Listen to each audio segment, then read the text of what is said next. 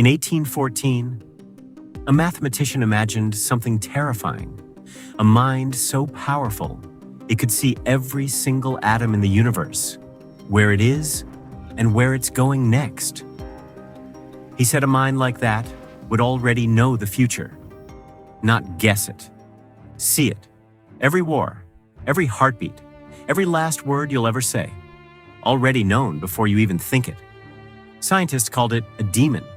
But strip away the religion, the myths, the movies, and ask a simpler question. Not, does God exist?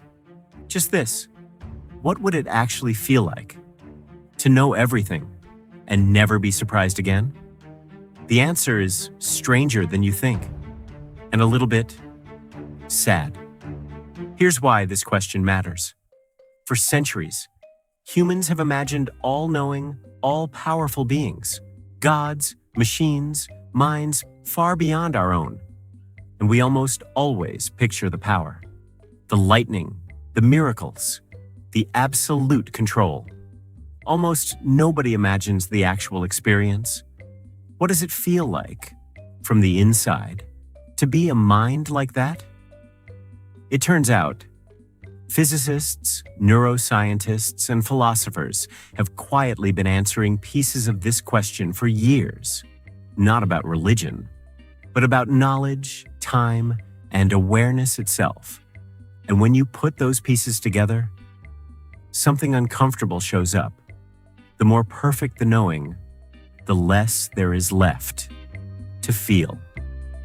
Let's start with the simplest power, knowing everything. Your brain runs on surprise.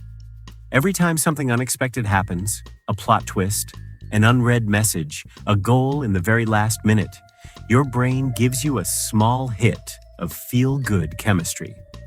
Not from the event itself, but from not knowing it was coming.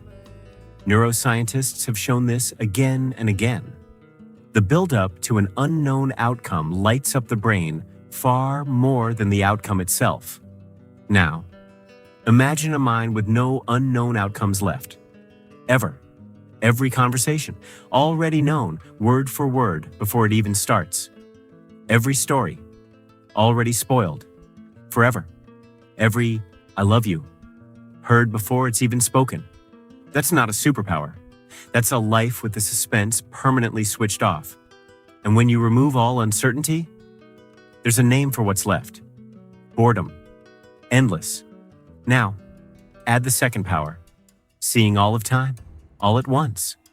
This isn't just religious imagery, it's a real idea in physics, sometimes called the block universe.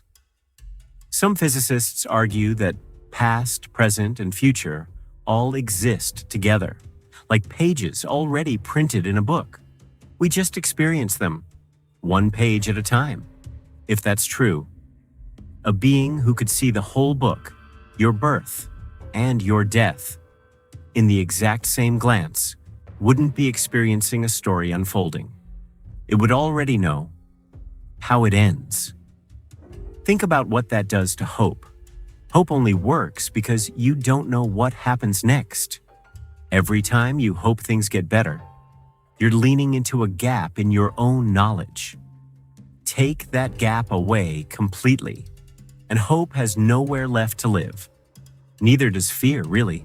You can't dread an ending you've already seen 1,000 times.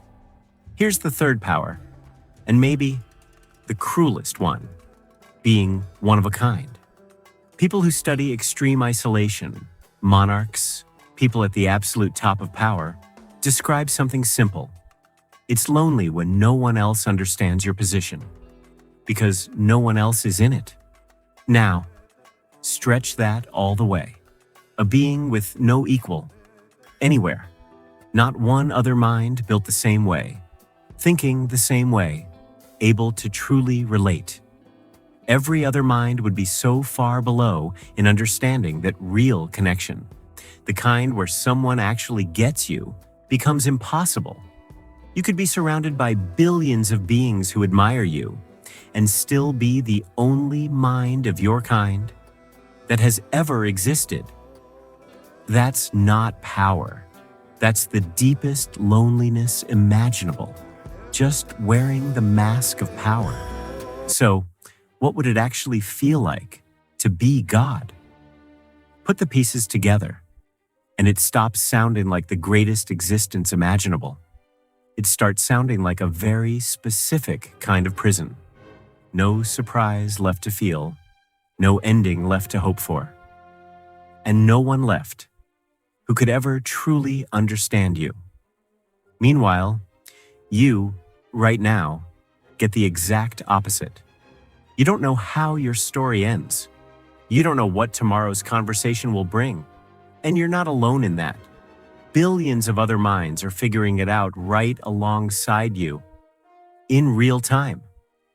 Maybe that's the twist nobody expects.